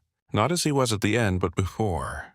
Alive, smiling through blood, trying to make her laugh while the life drained where nobody saw it. She closed her eyes. Not tonight. The door opened softly. Major Elena Ruiz stepped inside holding a clean towel and a sealed paper cup of coffee. "They told me you were in here." Grace looked at the towel first, then the coffee. "I can't change yet." "I know." "Evidence team said they need final photographs before they release your scrubs." Ruiz set the towel beside the sink. "But they did not say you had to drip water all over yourself like a ghost." Grace took the towel. "Thank you." Ruiz leaned against the opposite sink. She looked exhausted too, though in a cleaner way. Her sleeves were still neat. Her hair was still pinned. But her eyes carried the same hour. "His potassium is coming down," Ruiz said. Grace looked up quickly. "How much?" 5.4 on the last draw. Still high, but moving in the right direction. Rhythm is sinus. Pressure holding with support. They placed a pericardial drain before transport to pediatric ICU. Grace nodded, absorbing each fact as if she had to stack them carefully or the whole room might fall. Urine output. Minimal, but present. Neuro. He responded to pain and opened his eyes briefly during transfer. Strickland nearly cried when he saw it. Grace lowered the towel. "Did he?" Ruiz gave a tired breath that was almost a laugh. "Do not tell him I said that." Grace lifted the coffee but did not drink. "Where is Pike?" "Federal custody. Decontamination first, then interrogation." Ruiz paused. They found residue under his fingernails. Same compound as the inhaler mouthpiece preliminary field match. Also, a second ampule in his shoe. Grace stared at her. In his shoe. Custom sole, hollow compartment. Of course. People who plan murder at a defense summit tend to be thorough. Grace looked back at the mirror. "Not thorough enough." Ruiz studied her. "You understand what happens now, right?"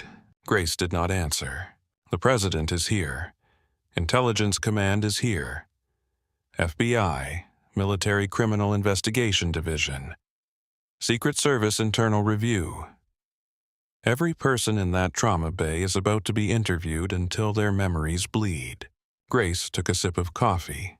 It was lukewarm, bitter, and perfect. "I figured." Grace. The way Ruiz said her name made her look up. You performed an invasive cardiac procedure after the attending physician called time of death. I know. You disobeyed a direct order. I know. You shoved the chief of cardiothoracic surgery into a tray. Grace thought about it. Technically, he grabbed me first. Ruiz stared at her for a second, then shook her head. You are impossible. I have been told. Ruiz stepped closer, voice softening. You saved him. Grace looked down at the cup.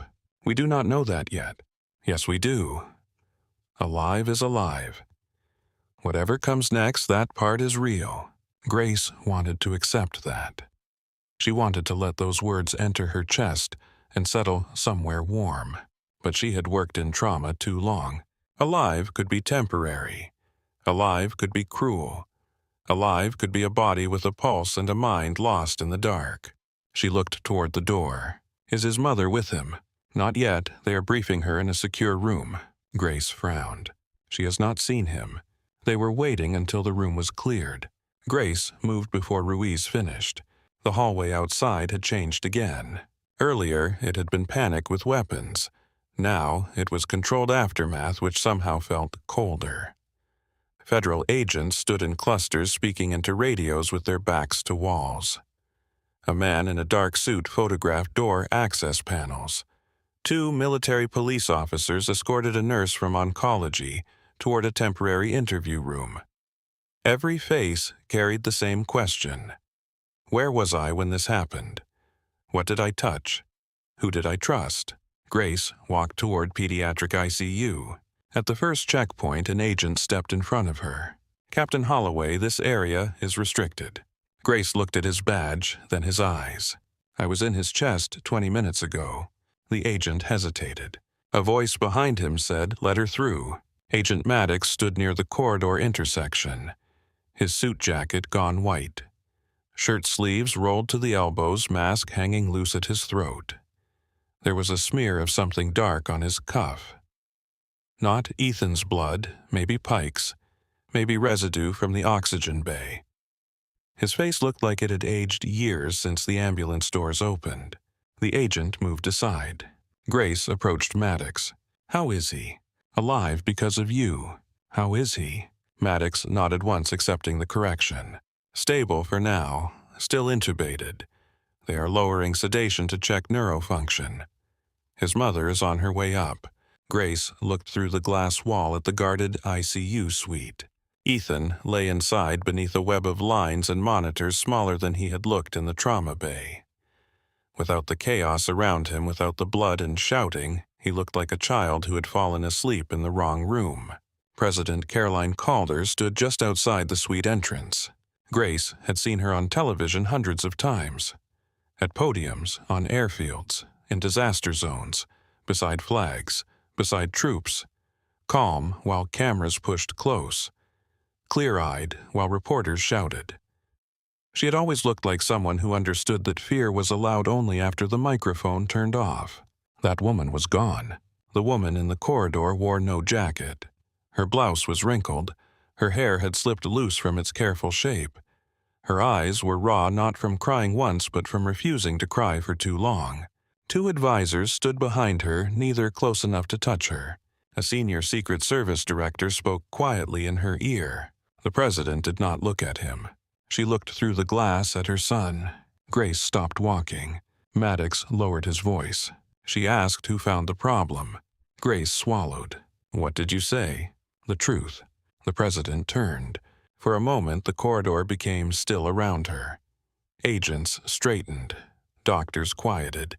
Even the radios seemed to lower themselves. President Calder walked toward Grace. There was no speech in her face. No office. No ceremony. Just a mother moving toward the person who had been nearest to her child when the world broke.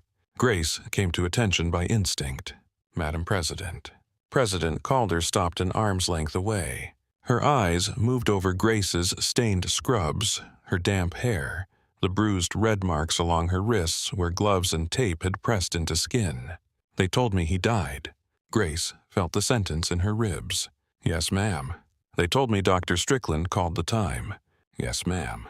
They told me you refused to leave him. Grace did not look away. Yes, ma'am. President Calder's mouth trembled once. She pressed it still. Why? The whole corridor seemed to wait for the answer. Grace thought of the easy things she could say. Training, observation, instinct, duty. None of them were untrue. None of them were enough. Because his body was still asking for help, Grace said. The president stared at her. Something broke in her face, not loudly, not completely, but enough that the office vanished again. She stepped forward and took Grace's hands. Grace stiffened. Her hands were clean, but they still felt covered in blood. President Calder held them anyway. "I have signed letters to parents," she said quietly. "Too many letters. I thought I understood what words like loss and service meant. Tonight, someone stood outside a door and told me my son was gone, and all the power in the world could not get me one more heartbeat."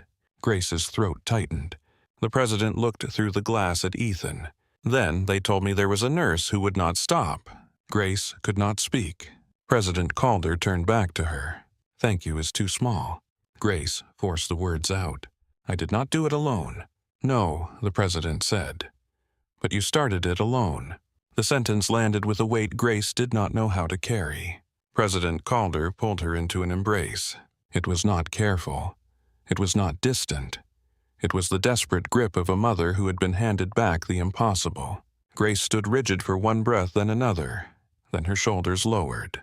For the first time since the radio call, she let herself feel how close it had been. The agents looked away. Maddox looked at the floor. Through the glass, Ethan's monitor continued its quiet proof. Beep, beep, beep. When the president released her, she wiped her face with the heel of one hand and returned to herself by inches. "I need to see him." Maddox opened the suite door. Grace moved aside, but President Calder stopped. "Come with me." Grace blinked. "Ma'am, he knows faces when he wakes. I want yours to be one of them."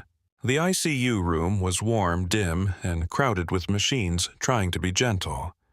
Ethan lay under a white blanket, a breathing tube taped at his mouth, central line secured at his neck. IV pumps stacked beside the bed. A nurse adjusted a drip and stepped back when the president entered. President Calder went straight to the bedside. She did not touch Ethan at first. Her hand hovered above his forehead, afraid of tubes, wires, alarms, consequences. Grace stepped close enough to guide her. "Here," she said softly. "You can touch his hair.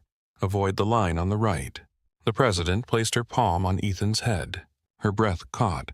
"Hi, baby." Ethan did not open his eyes, but his heart rate rose by 5 beats. The nurse at the monitor smiled without meaning to. Grace saw it too. "He knows your voice." President Calder bent closer. "I'm here. I'm right here." Strickland stood at the far side of the room, reading the latest lab sheet. He looked up when Grace entered but said nothing. His face carried too much for one expression. Relief, shame, concentration, fear of what the next lab might show. Grace moved to the foot of the bed. Potassium. Strickland handed her the paper. 5.2 now. "Good. Repeat, echo shows reduced effusion after drain placement. No further collapse. Good. Troponin is elevated." I expected that. So did I. That small sentence hung between them. Not apology. Not yet. But a crack in the wall. Ethan's eyelids fluttered. President Calder froze. "Ethan." His fingers moved beneath the blanket. Grace stepped closer. "Sedation is light. He may come up confused." Ethan's eyes opened halfway. They were unfocused at first, moving without landing. Then they found his mother. A rough sound came from his throat around the tube. President Calder leaned in. "Do not try to talk. You are safe." Ethan's eyes shifted, frightened now, feeling the tube, the restraints, the strange room. Grace came into his line of sight. "Ethan." "My name is Grace. You are at Iron Mesa. You got very sick, but your heart is beating. The tube is helping you breathe. Do not fight it. Blink once if you understand." His eyes stayed on her. One blink. President Calder covered her mouth. Grace nodded. "That is good. You're doing great." Ethan's eyes moved to Strickland, then back to Grace. His brow tightened. Grace read the question. "You are not in trouble," she said. "Nobody is mad at you." He blinked again slower. President Calder laughed through tears. That would be his first concern. Ethan's fingers shifted. Grace placed her hand beneath his, careful of the IV. His small fingers curled weakly against her glove. The pressure was faint, but it was there. A physician near the door cleared his throat. "Madam President, we need to continue the exam." President Calder did not move for a moment. Grace said softly, "They need to check him. You can stay by his head." The president nodded and stepped back just enough. The exam continued. Pupils, reflexes, grip, response to voice, breath initiation, pain response. Every small sign mattered. Every small sign gave the room another reason to keep hoping. After a few minutes, Ethan drifted under again. President Calder kissed his forehead. Grace stepped out into the hall before anyone could ask her to. She needed air that did not belong to machines. The corridor had filled with more suits. A man from National Security, a military intelligence colonel, 2 FBI agents carrying sealed evidence cases. The Secret Service director spoke in low tones with Maddox near the nurses' station. The name Pike moved between them like a contaminant. Grace walked past them toward a narrow alcove near a supply room and leaned against the wall. Her legs suddenly felt hollow. She slid down until she was sitting on the floor. No one stopped her. For several minutes, she listened to the hospital breathe. Rolling carts, soft shoes, radio murmurs, a distant elevator tone that no longer meant free movement. Somewhere, someone laughed once in disbelief and then apologized. Somewhere else, a child cried because a blood pressure cuff squeezed too tightly. The world had not stopped. It never did. Strickland found her there. He stood over her for a moment, then slowly lowered himself onto the floor beside her.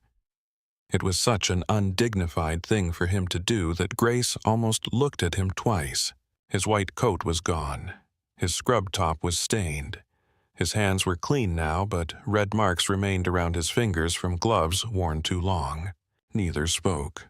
Finally, Strickland looked down the corridor. "When I was a fellow, I watched my attending miss an aortic tear. The patient was young, strong, no classic presentation. My attending had already decided it was anxiety and dehydration."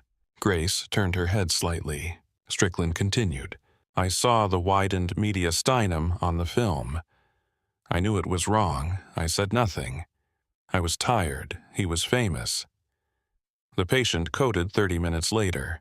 He folded his hands. "I swore I would never become the man who silenced the room." Grace said nothing. "I became worse," he said, "because I did it while believing I was protecting the room from uncertainty." Grace looked at him now. His face was not arranged for sympathy. It was open in a way that made him look older and less impressive, but more human. "You were wrong," Grace said. "Yes, you were wrong," loudly. A faint, painful smile moved across his face. "I deserved that. I know." He looked down at his hands. "I filed an immediate incident statement. Full account. Your objection. My refusal. The time of death, the procedure." Grace's body tensed. "What did you say about the procedure?" "The truth.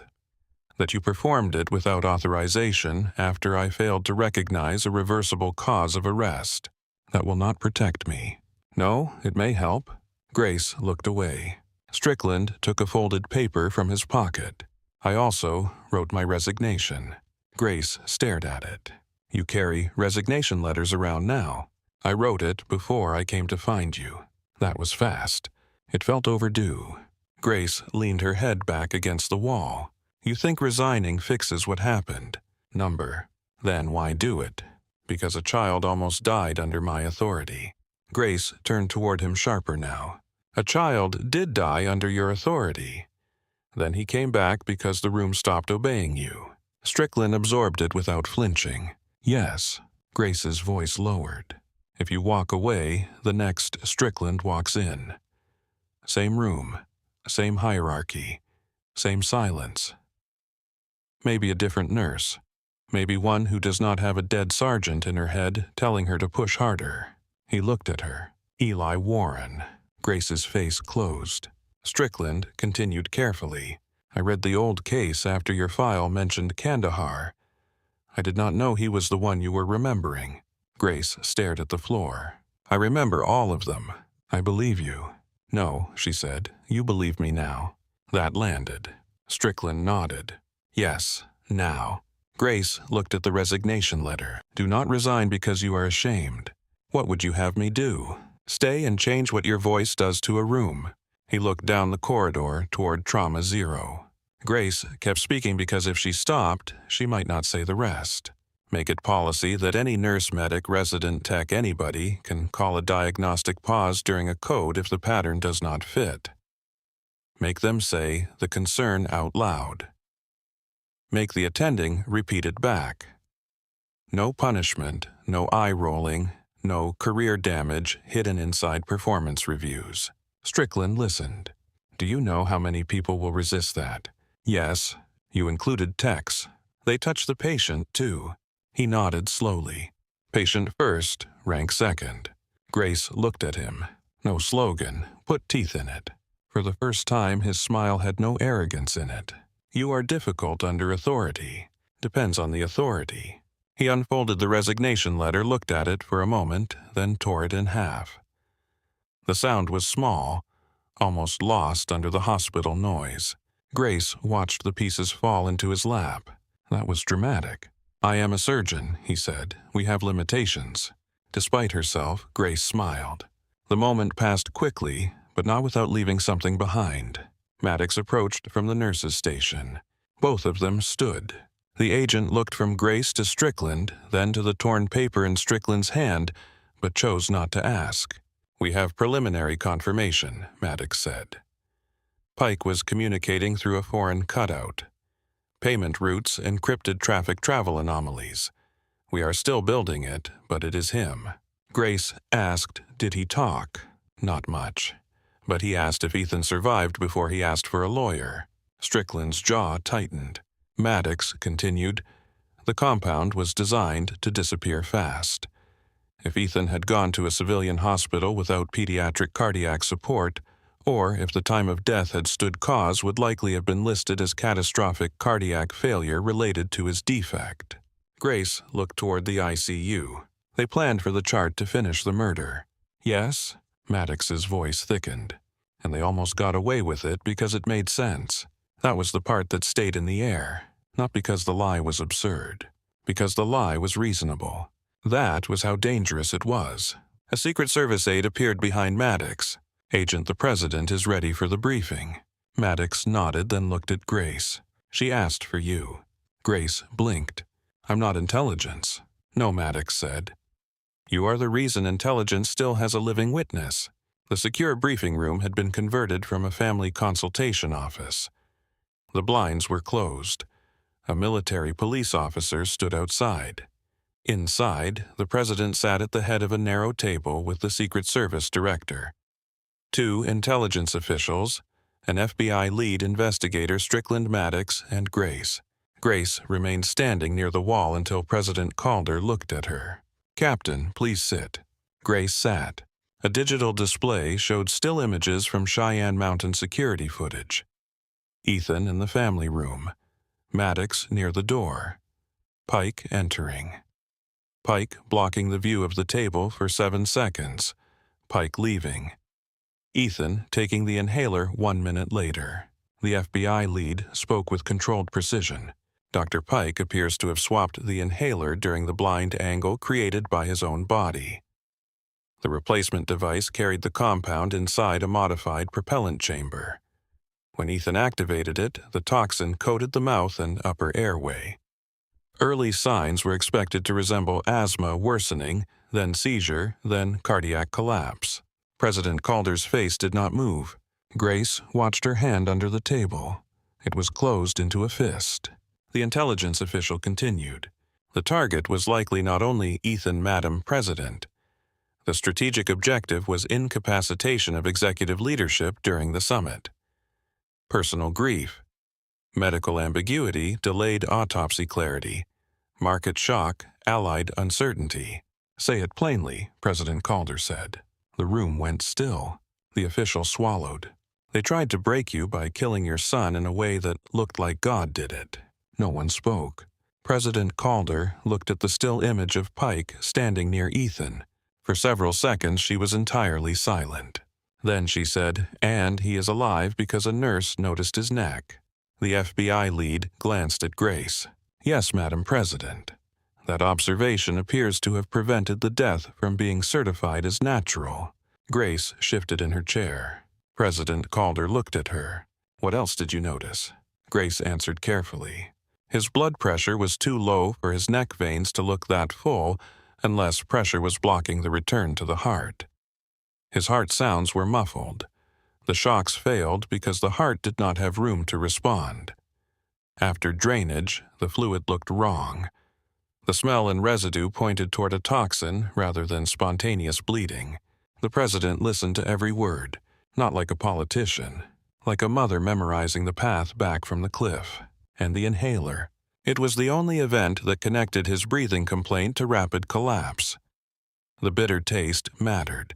Children usually tell the truth about strange tastes before adults know what the truth means. Maddox looked down. President Calder saw it. "Agent Maddox." He straightened. "Madam President, you kept him alive long enough to reach the hospital." His jaw tightened.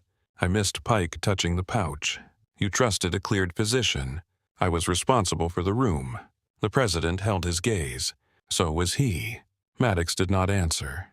Grace saw the punishment he had already begun giving himself. It looked familiar. President Calder stood.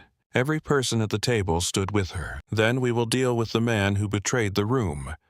We will deal with the systems that allowed him near my son. We will deal with whoever sent him." Her voice remained quiet. That made it colder. "But right now I am going back to Ethan." She turned to Grace. "Captain Holloway, when this is over, people will try to make you into a symbol. They will argue about procedure.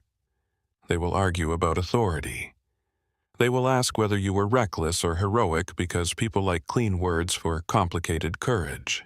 Grace did not know what to say. President Calder stepped closer. "I only know this. My son's heart is beating because you did not let the room become quiet too soon." Grace's eyes burned. "Yes, ma'am." The president left with her detail. No cameras recorded it. No public statement captured the way every person in that room exhaled after she was gone. Hours passed in pieces. Grace gave statements, then gave them again, then clarified times, words, positions, angles, symptoms. She marked on a diagram where Strickland stood, where Maddox stood, where the agents drew weapons, where she inserted the needle.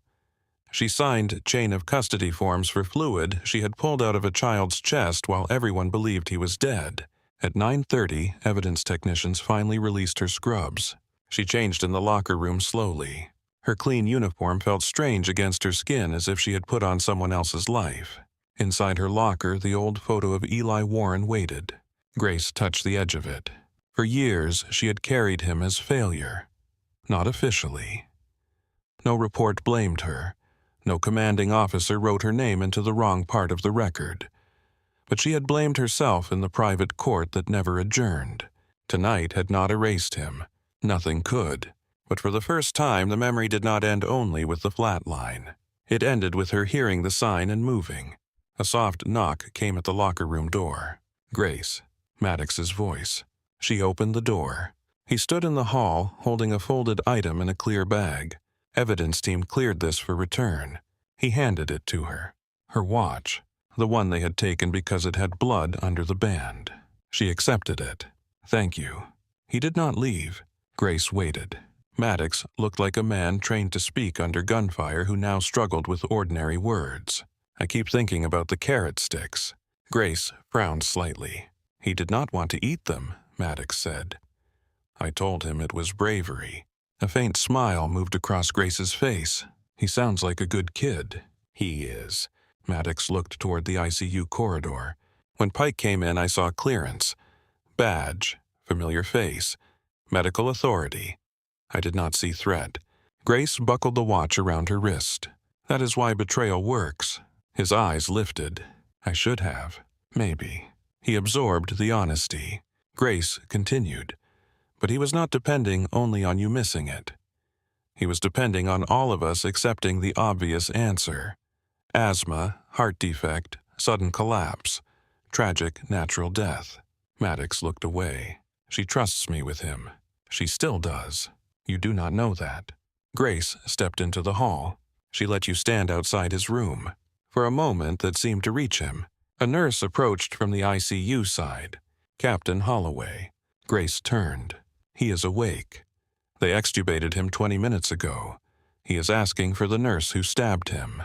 Maddox's mouth twitched. Grace closed her eyes briefly. Of course he is. Ethan's ICU room was brighter now. Morning sun pressed through the narrow secure window softened by reinforced glass. The machines remained, but the worst sounds were gone. No ventilator hiss. No frantic alarms. Just steady cardiac monitoring and the low murmur of nurses moving carefully around a boy who had become the center of a nation's guarded breath. Ethan lay propped against pillows, pale and bruised under the eyes. A nasal cannula rested beneath his nose. His voice when he spoke was rough as gravel. President Calder sat beside him holding one hand in both of hers. When Grace entered, Ethan turned his head slowly. "You're her," he said. Grace stepped closer. "I am the stabbing nurse." President Calder closed her eyes. "Ethan." Grace smiled. "I have been called worse." Ethan studied her with the solemn curiosity of a child who had been told enough to know something enormous had happened, but not enough to understand where to put it. "Did I die?" The room softened into silence. President Calder's hands tightened around his. Grace glanced at her. The president gave a small nod. Grace pulled a chair near the bed and sat so Ethan did not have to look up too far. "Your heart stopped," she said. "For a little while." Ethan swallowed. Was it scary? Grace thought about lying gently. Then she thought about the bitter taste he had reported, the one detail adults nearly swallowed with the rest of the story. "Yes," she said, "it was scary." Ethan nodded, faintly accepting that. "Were you scared?" "Yes, but you still did it." Grace looked at his small hand under his mother's. "Yes." "Why?" President Calder looked down at him, then at Grace. Grace leaned forward. "Because your body was telling us something important, and I believed it." Ethan's brow furrowed. "What did it say?"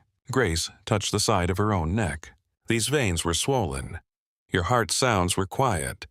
Your pressure was very low. Those signs told me your heart needed room." Ethan considered this. "So you stabbed me." Very carefully. That made him smile just a little. The president laughed softly, then covered her mouth as if the sound surprised her. Ethan looked at his mother. "You cried." "I did," she said. "A lot." "Yes, like campaign night.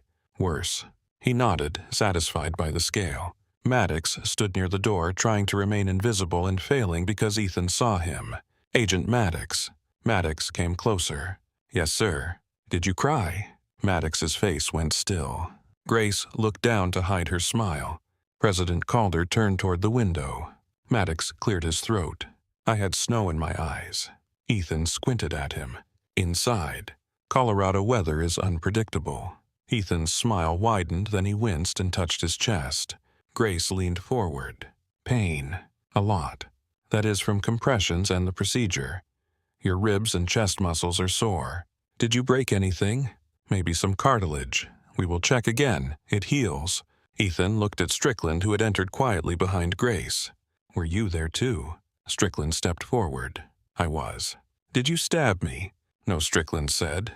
"Captain Holloway did that." Ethan nodded. "What did you do?" The question was innocent. That made it brutal. Strickland looked at Grace, then at the president, then back at Ethan. "I was wrong first," he said. "Then I helped." Ethan accepted this with the strange mercy of children. "Okay." Strickland's eyes glistened. President Calder watched him closely but said nothing. A nurse came in to check Ethan's temperature and pain level. The room returned to care. Ordinary care. Human care. Pillows adjusted. Water lifted to dry lips. A blanket pulled higher. The kind of care that did not look heroic because it happened after the cameras would have lost interest. Grace stood to leave. Ethan's fingers moved. "Captain Grace." She turned back. "Yeah. Thanks for listening."